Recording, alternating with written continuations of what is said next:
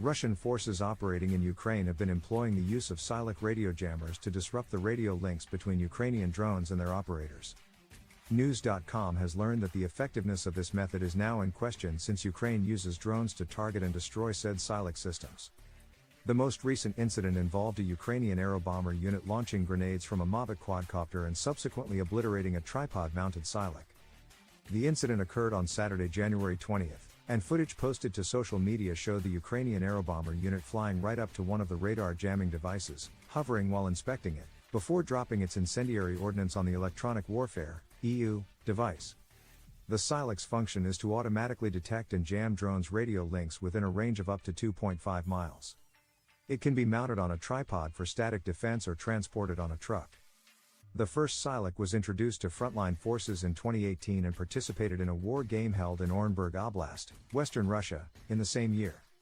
During the exercise, the Kremlin claimed the Silok successfully repelled a swarm of 10 mock assault drones targeting a command post.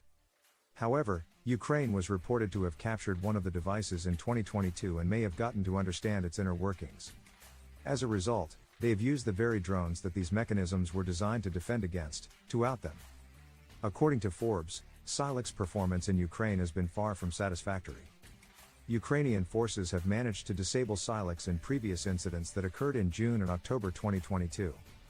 The reasons for the Silok's ineffectiveness are not entirely clear, but one possibility is that Ukrainian drone operators outsmart Russian jamming attempts by frequently changing their radio frequencies.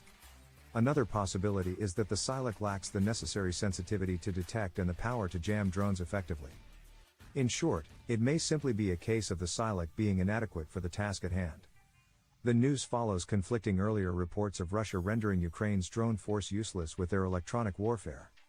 A Ukrainian soldier was quoted saying at the time, "They've, Russia, always had good electronic warfare since the start of the full-scale invasion.